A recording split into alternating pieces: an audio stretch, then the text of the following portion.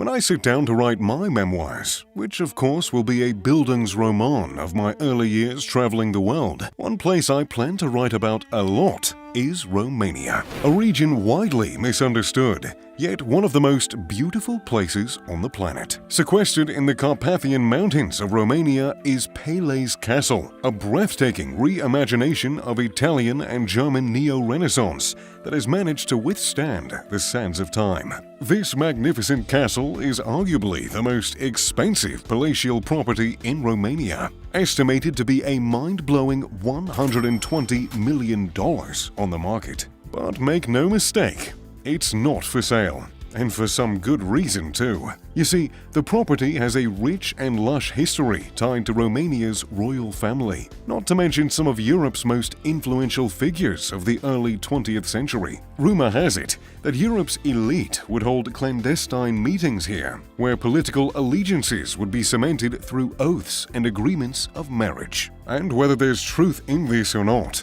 it certainly makes for quite an interesting piece of trivia, does it not? But what inspired the construction of Pelé? Well, the idea of the castle came to life when the first king of Romania, Carol I, visited the land near the town of Sinia. He was blown away by what he saw. The stunning scenery of the Carpathian Mountains stood before him. Luscious green hills dotted the mountains and stretched for miles. And Carol I was sure this is where his eternal castle would be nestled. On August 22, 1873, he commissioned the building of Pelé's Castle. This castle would be designated to cater to all of his luxurious needs, featuring a hunting house, a royal stable, guards' chambers, a Huntington Lodge, and a power plant. At the time, Pelé's Castle was such an ambitious project, it became the first castle in Europe to command a fully powered electrical power plant using locally sourced energy. By 1884, the castle had an electric system, and by 1897, it boasted central heating. The final bricks of the castle were laid by 1914.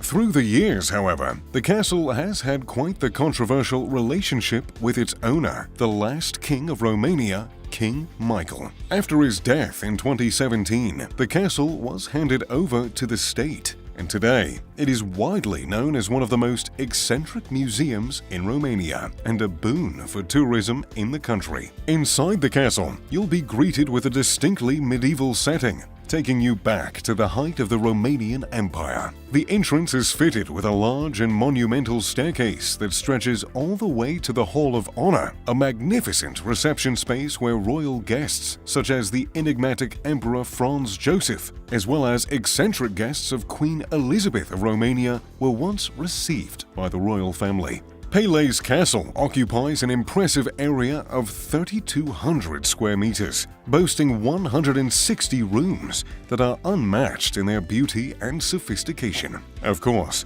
having an artillery room was the zeitgeist of that time, and King Carol I spared no expense. The Great Armory Room was his piece de résistance, a grand room that held some of Romania's most magnificent collection of arms, about 4,000 in number from the late 19th century. But while this was his man cave, if you like, the Queen had other ideas about the interior design.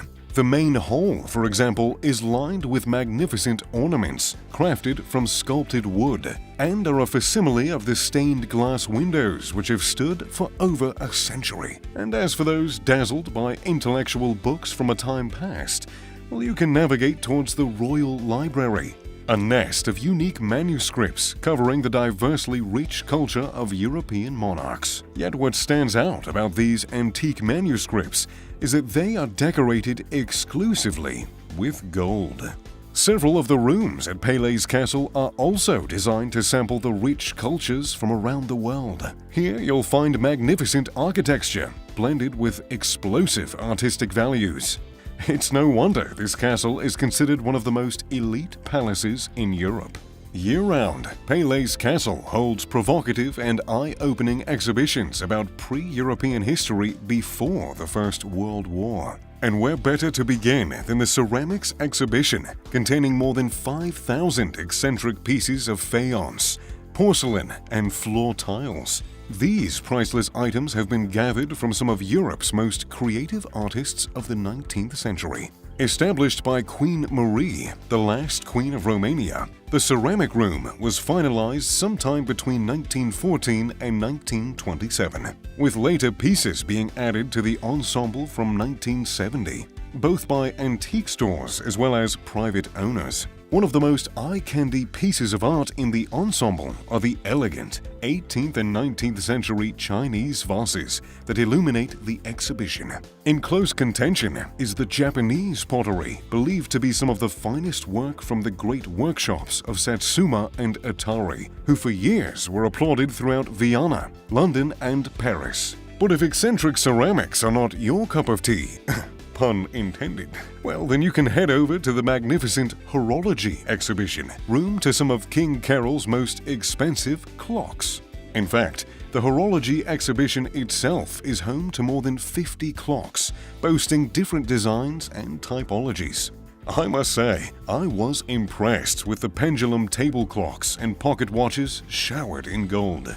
After all, a large majority of the collection were personal items of King Carol I, as well as those of his future generation, King Michael and Queen Marie. But if you're yet to be impressed by the armory or the ceramics exhibition, and your soul still yearns for more adventure, well, you can soak up more history by visiting the fascinating underground stairs and passages.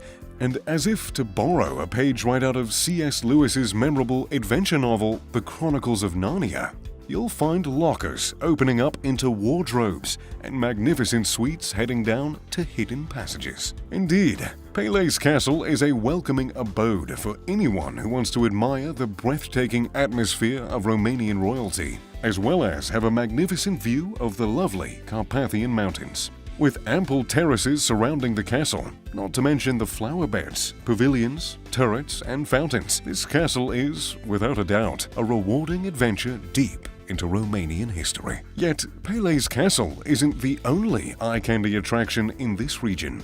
In close proximity to Pelé is Palaiseau Castle, which happens to share the same complex as Pelé. Like its sibling, Palaiseau has a significant attachment to Romania's royal family. The foundations of Palaiseau Castle were laid in 1899, and the building was finalized in 1902.